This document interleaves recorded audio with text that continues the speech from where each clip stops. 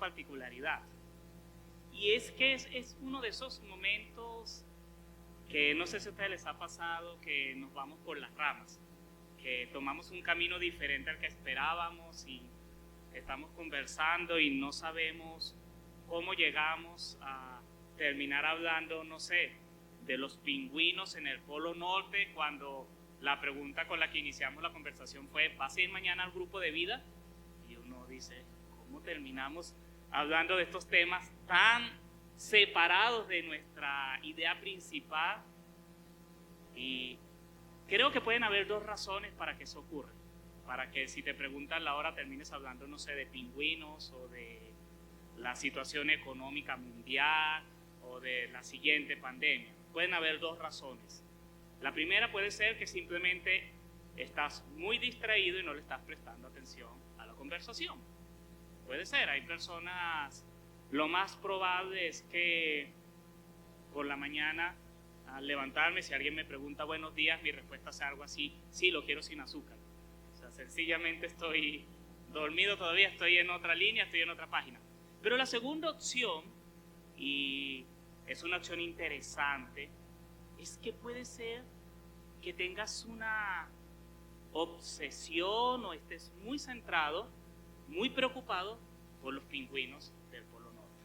Sea un tema tan importante para ti, sea un tema tan central, que llevas todas las conversaciones, que llevas todas tus ideas hacia allá y consigues hacer y torcer la conversación de tal manera que pasar de la hora a hablar de los pingüinos, o en mi caso por las mañanas, es tanto mi deseo de café que cualquier cosa la voy a llevar una invitación para tomar café. En cierto modo, el capítulo 3 de Efesios tiene ese elemento. Pablo hace un desvío a su argumento para hablar de un tema que para él es importante. Es el tesoro de la gracia, es el tesoro de la salvación, y eso es algo que llena, consume la vida de Pablo. Y él se va a desviar un momento para hablar ese tema, para decir: es que esto es tan grande, este tesoro es tan maravilloso que yo tengo que mostrárselo. Si discúlpenme, aquí voy a hacer una digresión, es la palabra para mencionar cuando tú te sales del argumento en el que ibas, tomas un desvío y vuelves a él. Eso es lo que Pablo hace en los versos del 1 al 13. Hace una digresión, hace un desvío para poder tocar un tema que a él lo tenía obsesionado. Y es mi deseo esta mañana que tú también salgas con ese tema en la mente, con ese tema que obsesionaba a Pablo, de entender la riqueza de la gracia y decir: es que esto es algo de lo que debe salir en todas mis conversaciones, que si me preguntan la hora, yo termino hablando de la riqueza de la gracia. Debería ser algo que nos apasione, algo que nos llene, tal como llenaba a Pablo. No es fácil, porque el tema de la gracia es un tema complejo, es un tema que reta nuestro intelecto. Como decía hace un momento Joss, llegar al punto de descubrir: soy pecador, no soy bueno, pero aún así soy amado por Dios. Eso es un reto. Y quiero invitarte a que me acompañes entonces a ver esa digresión, ese desvío que hace Pablo en este pasaje, para hablar un poquito de ese tesoro de la gracia como un tesoro que debería estar en nuestros labios, en nuestro pensamiento, debería apasionarnos. Y si en este momento me estás escuchando y dices: pero yo no entiendo bien esto, este es un momento para prestar atención. Y si aún tienes dudas o no te sientes capaz, merecedor de esa gracia, este es un momento para que analices algunas cosas que te puedan ayudar a entender mejor esa gracia. Así que quiero invitarte a que abras tu Biblia en Efesios capítulo 3. Vamos a leer los versos del 1 al 13, en el que Pablo ha llevado su discurso mencionando la gracia, la riqueza, el tesoro. Lo último que dijo fue hermosa imagen con la que Johannes terminó el domingo pasado de Cristo como la piedra angular que sostiene toda nuestra vida y que Él es el que carga con esas presiones, y eso nos fortalece a nosotros si nosotros somos parte de ese arco, de ese edificio que está siendo edificado en el Espíritu, que es como termina el capítulo 2. Y así Pablo continúa su argumento y dice: por esta razón yo, Pablo, prisionero de Cristo Jesús, por el bien de ustedes los gentiles, me arrodillo en oración. Sin duda se han enterado del plan de la gracia de Dios que Él me encomendó para ustedes, es decir, el misterio que me dio a conocer por revelación. Como ya les escribí brevemente, al leer esto podrán darse cuenta de que comprendo el misterio de Cristo. Ese misterio que en otras generaciones no se le dio a conocer a los seres humanos, ahora se les ha revelado por el Espíritu a los santos apóstoles y profetas de Dios. Es decir, que los gentiles son, junto con Israel, beneficiarios de la misma herencia, miembros de un mismo cuerpo y participantes de la promesa en Cristo Jesús mediante el Evangelio. De este Evangelio llegué a ser servidor. Este fue el regalo que Dios me dio por su gracia conforme a su poder eficaz.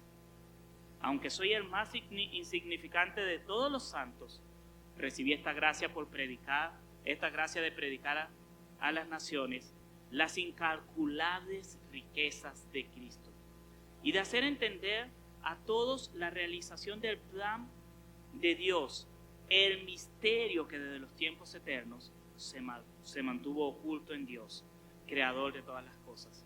El fin de todo esto es que la sabiduría de Dios, en toda su diversidad, se dé a conocer ahora por medio de la Iglesia a los poderes y autoridades en las regiones celestiales, conforme a su eterno propósito realizado en Cristo Jesús nuestro Señor.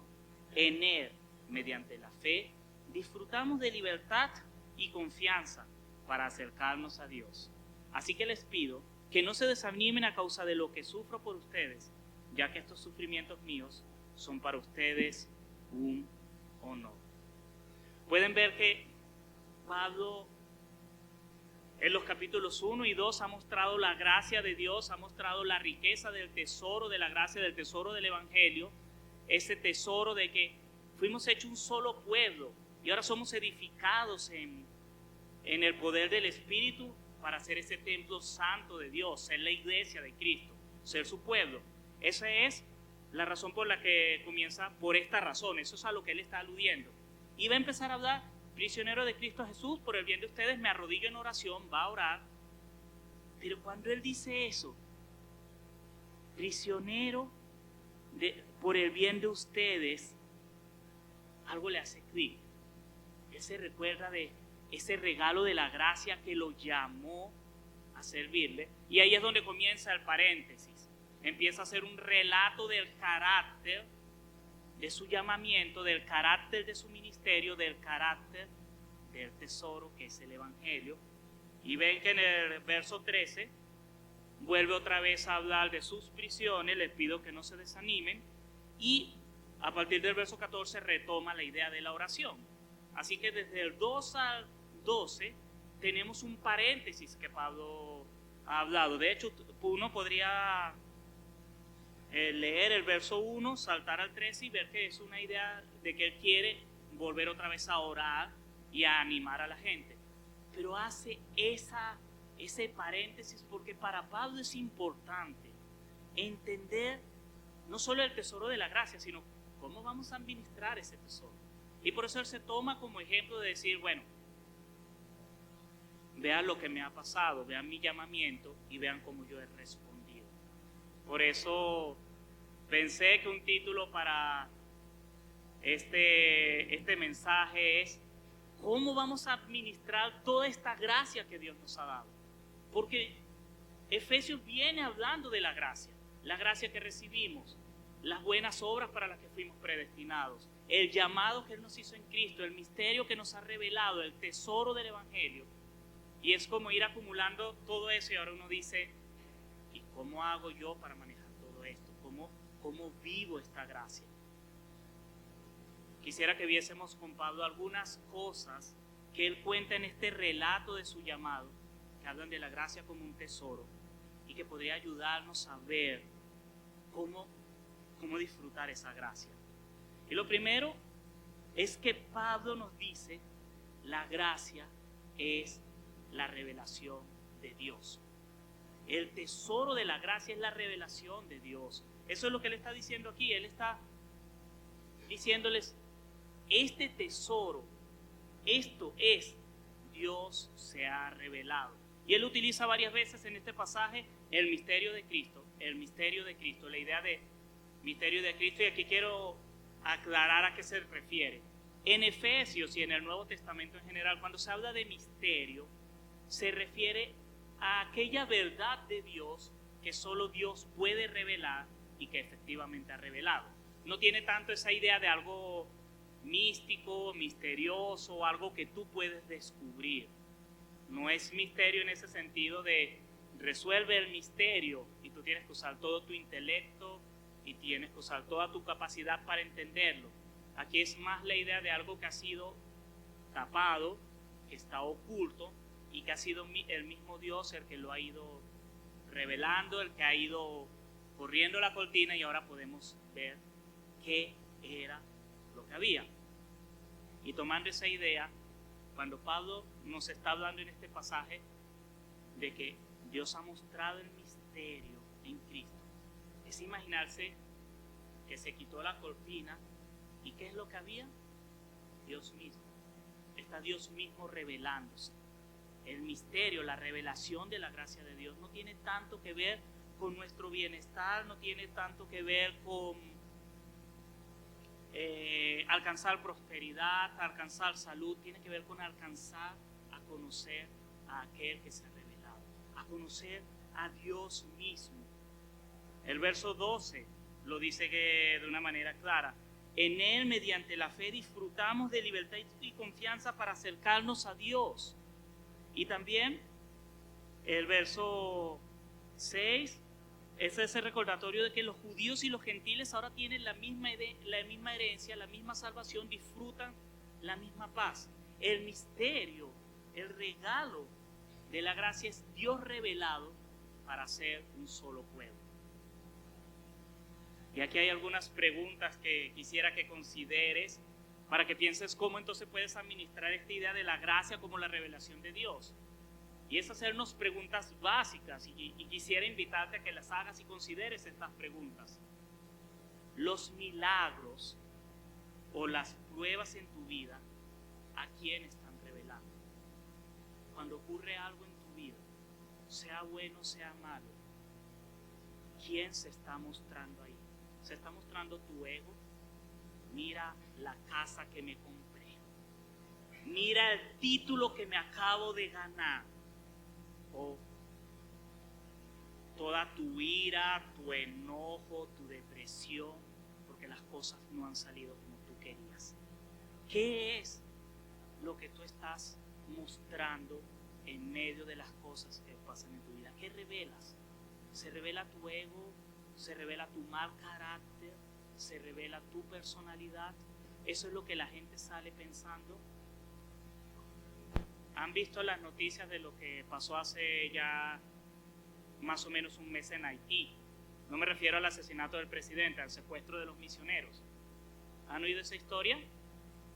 En Haití, hace unas semanas, una peligrosa banda criminal secuestró a unos 17 misioneros, incluyendo un bebé. Y el mismo líder de la banda se grabó un video en el que decía: si no cumplen mis exigencias, yo mismo meteré una bala en la cabeza de cada una de estas personas. Y está pidiendo una cifra exorbitante de dinero.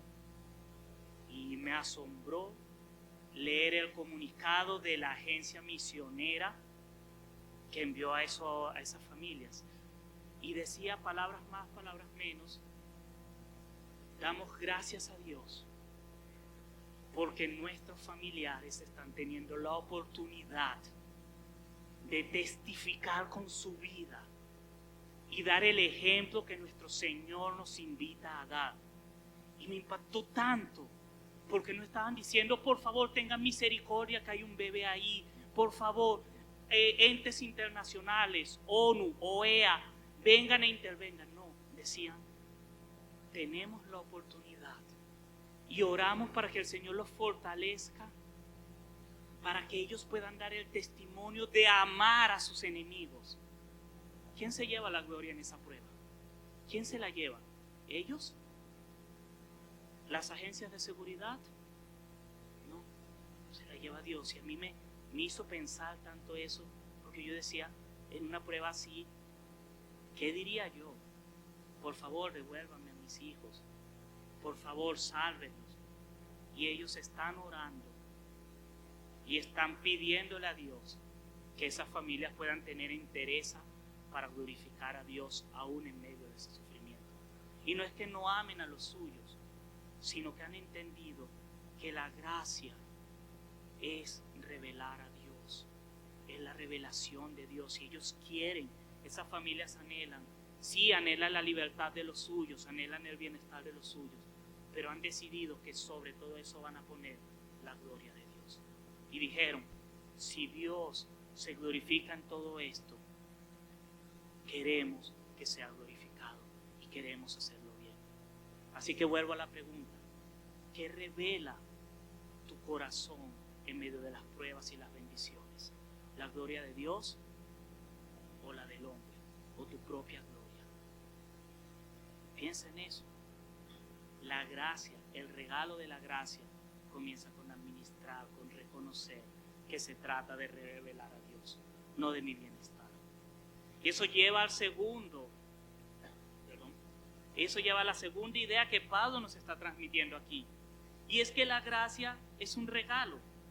Pablo lo va a insistir varias veces, pero en este pasaje la gracia aparece como un regalo desde varias perspectivas. Y quiero que veas 3 perspectivas en las que Pablo aquí está mostrando que la gracia es un regalo que tú debes reconocer, que debes valorar, que debes tener siempre presente.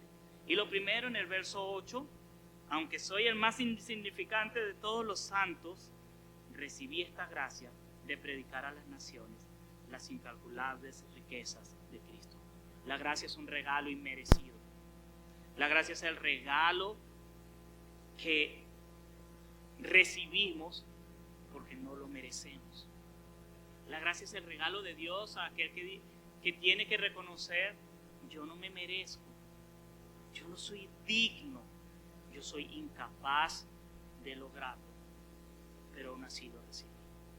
Así que si eres de los que cree que tienes que arreglarte primero, que ponerte a cuentas con Dios para recibir la gracia, lamento decirte que todavía no lo has entendido. Dios llama a pecadores, Dios salva a pecadores, Dios santifica a quebrantados. Ese es el orden. Primero tenemos que reconocer que somos incapaces del favor de Dios. Somos incapaces de que Dios nos amase. Pero Él, por gracia, por amor, decide amarte. Pero también, y la segunda cosa que Pablo muestra aquí, es que la gracia es un regalo de Dios que tiene propósito. Es el verso 7 cuando nos recuerda, de este evangelio llegué a ser servidor. Este fue el regalo que Dios me dio por su gracia conforme a su poder eficaz. La gracia es un regalo con propósito. No es que somos salvos para que ahora no tengamos problemas y estemos felices y contentos y ya pueda dedicarme a mis asuntos por fin, porque ya no tengo los traumas que me dejó la niñez. No, somos llamados a vivir la gracia para edificar la iglesia, para edificar el cuerpo de Cristo, para servir a Dios conforme a, como dice en el capítulo 2, conforme a esas buenas obras que Él preparó de antemano. Así que tenemos que entender también que la gracia tiene propósito de revelar a Dios, tiene propósito de que vivamos vidas que muestren que nuestro carácter, nuestra vida es para la gloria Y yo sé que para la mayoría muchas veces me dicen, sí, yo entiendo, la gracia es un regalo inmerecido, yo soy salvo con un propósito, mostrar la gloria de Dios, servir a otros. Por algo Dios nos da talentos. Por algo Dios les da a algunos el talento de servir, a otros el talento de ministrar, a otros el talento de cantar, a otros el talento de sacar cuentas, a otros el talento de cuidar niños, y esos son los dones con los que Dios edifica su iglesia. La gracia es un regalo con propósito, pero también, y quizás es algo en lo que a veces no pensamos mucho, la gracia es un regalo para la iglesia. La gracia es un regalo para la iglesia. Esa es la tercera cosa que Pablo nos está recordando aquí. Pablo, en el mismo verso 7, en el 8, en el 9, él da el sentido de que lo que Dios hizo por mí es un regalo para mí, pero también es un regalo para la iglesia. El que tú tengas dones y talentos es un regalo para la iglesia. Y cuesta a veces pensarlo porque creemos y nos ensimismamos en nosotros. Es mi llamado, es mi don, es mi talento. Pero la verdad es que, y sé que suena raro decirlo, pero yo soy un regalo para ustedes. Mi ministerio, mi pastorado es un regalo para ustedes. El trabajo que hace el Redil Junior es un regalo para nosotros, es un regalo para la iglesia. Cuando vienen los hermanos que sirven con tanto amor y nos dan la bienvenida, y algunos ayudan a mantener limpio este templo, eso es un regalo para la iglesia. Así que también quiero dejarte una pregunta para que consideres aquí. ¿Cuándo fue la última vez que le diste gracias a Ani o a Beatriz o a cualquiera de los maestros del Redil Junior por edificar la vida de nuestros hijos? ¿Cuándo fue la última vez que te acercaste a uno de estos maestros y le dijiste gracias porque es un regalo para mi vida y para la vida de mis hijos? ¿Cuándo fue la última vez que le diste gracias a Moisés o a Alvarito por estar ahí sirviendo?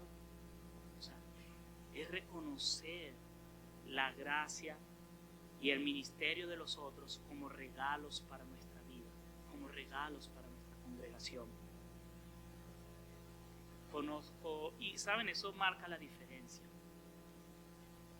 Cuando pensaba en esto de regalos para la iglesia, pensé en dos profesores que me dieron clase en el seminario.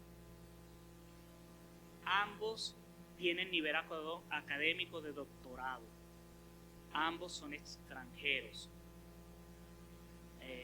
Uno escribió uno de los mejores libros sobre el Nuevo Testamento que he leído, un libro muy utilizado.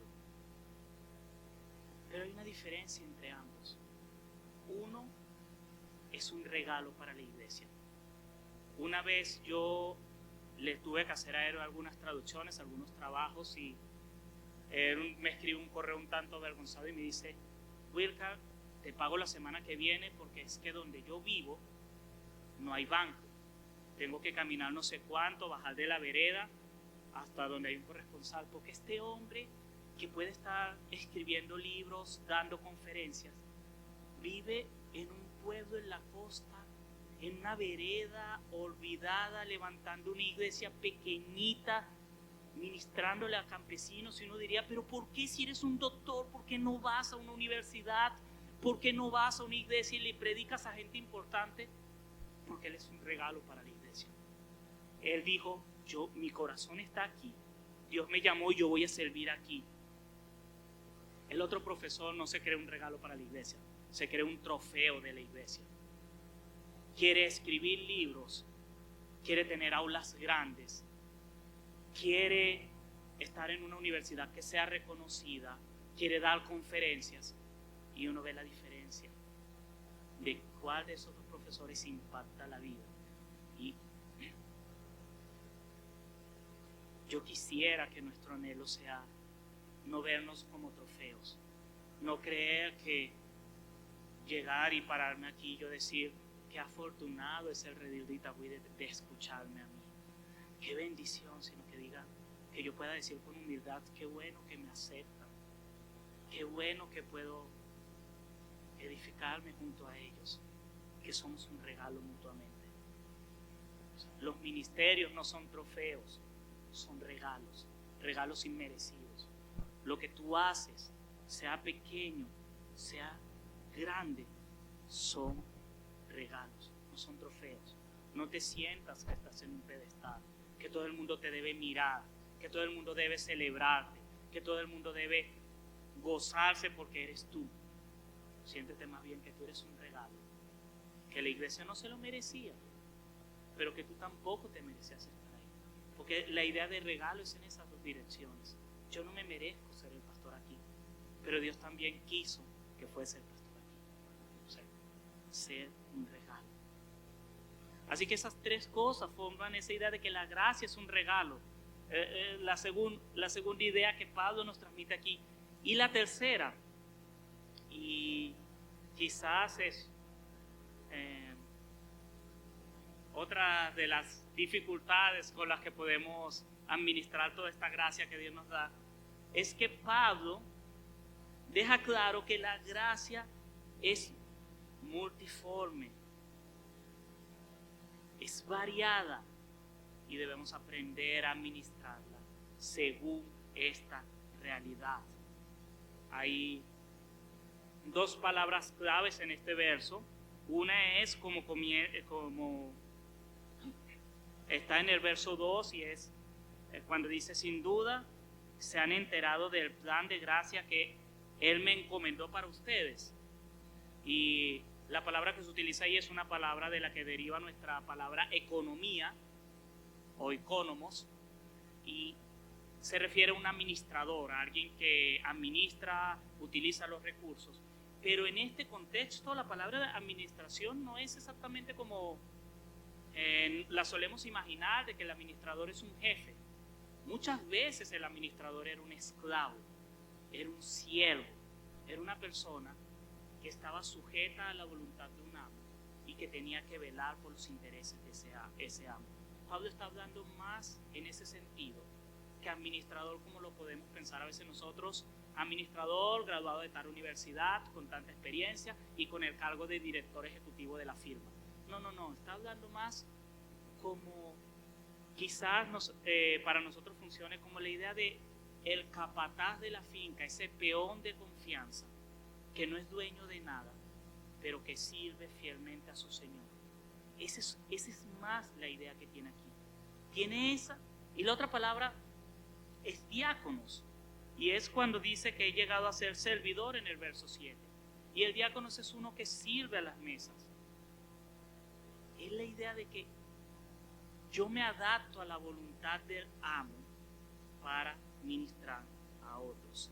Y dos ideas que Pablo dice aquí en los versos 8 y 9 sobre cómo es esta multiforme gracia. En el verso 8 nos dice, cuando después de que dice que es el más insignificante, él nos recuerda que Dios le ha llamado a predicar las incalculables riquezas de Cristo. La gracia es incalculable. El peor error que tú puedes hacer con respecto a la gracia es intentar medirla, calcularla, encajarla en tus expectativas. No puedes. Solo puedes decir, tú tienes gracia suficiente. Si Dios te llama y te da gracia para que hagas un trabajo muy visible, un trabajo reconocido, no sé, escribas libros, viajes por el mundo dando testimonio, ayudes gente, montes empresas y hagas muchas cosas, esa es la gracia suficiente para ti. Pero si Dios te está llamando a que pastorees 3, 4 personas y lo hagas por el resto de tu vida y edifiques 3, 4 personas, tienes que decir, esa es la gracia suficiente para mí. En ese sentido la gracia es incalculable. Uno de los peores errores es creer que yo debo tener la misma gracia que ha recibido otro. Y yo quiero tener una iglesia como la de fulano, con 3,000 miembros y un carro y un helicóptero, porque ese es el éxito. No. Yo debo entender entender y contentarme, la gracia que yo tengo es suficiente. Si voy a pastorear aquí toda mi vida al mismo grupo de personas, tengo que gozarme que esa es la gracia suficiente de Dios para mi vida. Por eso es incalculable. La gracia que Dios te da es incalculable, es la gracia suficiente para ti. La otra palabra que está en el verso 9, multiforme, y de hacer entender a todos la realización del plan de Dios, el misterio que desde los tiempos eternos, que dice la sabiduría de Dios, es el verso 10, en toda su diversidad se da a conocer ahora. Y la palabra original tiene la imagen de algo multicolor. Y es como una túnica, un vestido de múltiples colores, algo muy bonito. Y ese es el recordatorio de que la gracia es multicolor. No puedes encuadrar tu ministerio a un solo estilo o una sola forma de hacer cosas. No puedes. Es por eso que yo no soy tan amigo de hagamos todos el mismo tipo de estudio bíblico o hagamos todas las cosas de la misma manera. La gracia de Dios toma diferentes caminos y para ayudar y darle la gloria a Dios podemos hacerlo de muchas maneras. Algunos lo van a hacer predicando, otros lo van a hacer invitando, otros los van a hacer cubriendo necesidades. Hay gente que es muy buena para dar. Es una bendición como en estos meses que empezamos la iglesia hubo gente que no viene aquí, no los conoce a ustedes, pero nos decían queremos ayudar con tanto. Y parte de lo que está a nuestro alrededor de este lugar tan bonito es porque hubo gente que quiere bendecir y quiere mostrar gracia dando.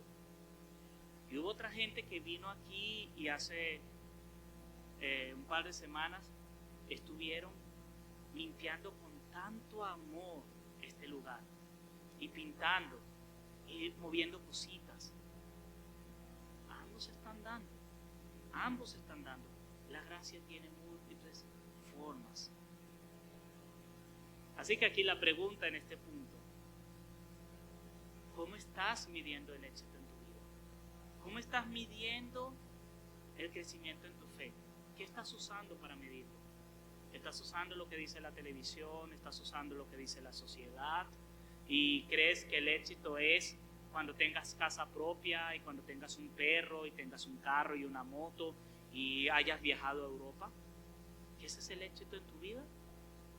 ¿O estás entendiendo que el éxito se trata de estar satisfecho con Dios? De decir, tengo la gracia suficiente para vivir cada día. Esto es difícil, porque Dios va a tener una medida de gracia según tu personalidad, según tus dones, según tus talentos y según tu voluntad. Recuerdo dos personas, una ya falleció hace un par de años, una señora que aquí en la Guayabá vendía empanaditas y vendiendo empanadas levantó a sus hijos. Y era interesante porque ella me contaba que había gente que le decía por qué no habría otros negocios, por qué no montaba un restaurante, porque su puesto era un puesto de calle, en la calle. Y eso era suficiente para ella. Ella estaba feliz con su comunión con Dios y murió adorando a Dios y glorificando a Dios. Para ella esa fue la gracia suficiente. Ella no aspiraba a tener una cadena de restaurantes de empanada por toda Latinoamérica y alcanzar multitudes y ser famosa y su receta vendida en millones de pesos. No. Vendió empanadas hasta que murió. Y así levantó a sus hijos. Y fue de bendición a muchas personas. Tengo unos amigos que en este momento su empresa está creciendo. Y es interesante porque mientras la mayoría de la gente tiene problemas de decir ¿qué hago? no sé qué hacer, tendré que votar gente, ellos le dicen, Wilcar, es que tengo un problema, no consigo gente, necesito gente porque estamos creciendo y les está yendo muy bien. Y saben, la gracia de Dios para ellos también es suficiente. Dios los está bendiciendo, los está llenando mientras prosperan. Y esta señora fue bendecida y amada en su pobreza de su puesto de empanadas. La gracia es multiforme. En ambas historias yo veo gracia, no veo fracaso.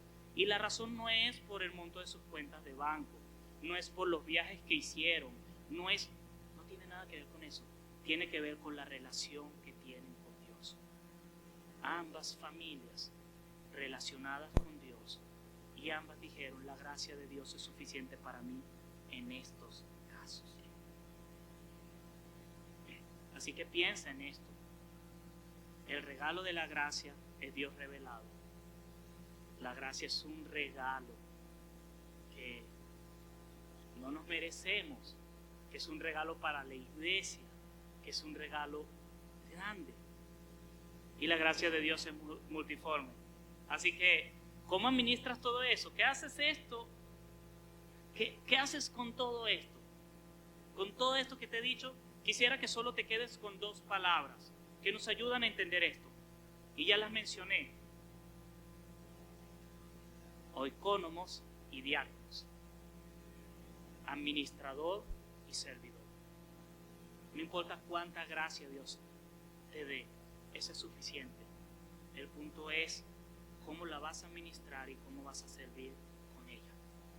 Para grandes cosas, para pequeñas cosas.